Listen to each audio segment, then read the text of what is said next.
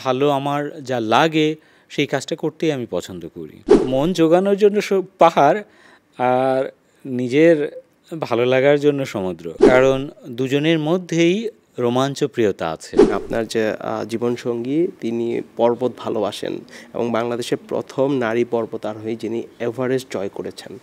আসলে একজন পানি ভালোবাসে, একজন পর্বত ভালোবাসে, কিভাবে হলো আসলে?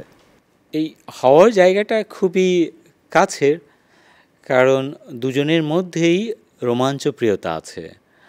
এই রোমাঞ্চই হয়তো কাছে আসার একটা বড় কারণ।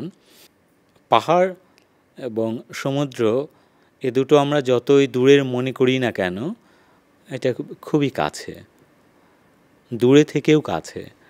সেই কাছে থাকার মূল অনুষঙ্গটা হলো যে এই ধরনের কাজ, এই রোমাঞ্চকর সব কাজ, এগুলোই হয়তো কাছে এনেছে।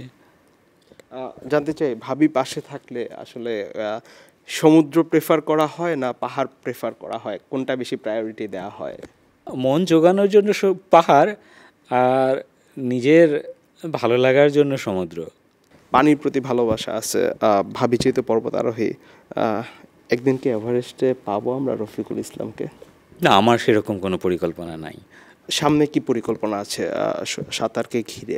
আমি আমার ভালো লাগা থেকে সাঁতরাই, ভালো আমার যা লাগে সেই কাজটা করতেই আমি পছন্দ করি।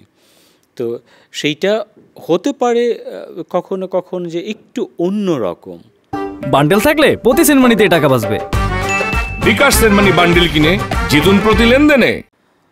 তার সেই অন্য রকমটা কারো কারো ভালো লেগে যেতে পারে, কিন্তু আমার সেইটা আসলে মাথায় থাকে না যে এই কাজটা করলে একটু অন্যরকম কাজ হবে বা তাক লাগানো কিছু হবে, হয়তো সেটা মাথায় থাকে না।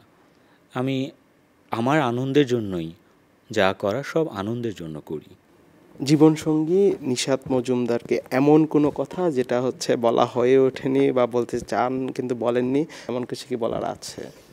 বলার একটাই, যে উনি পর্বতের চূড়ায় যেই তুষারটা, যেই বরফটা ছুঁয়ে এসছেন, আমি নদীতে হয়তো ওই বরফখণ্ডর গলিত যে তরল জলীয় রূপ, তাকেও হয়তো কখনো না কখনো ছুঁয়ে দিয়েছি।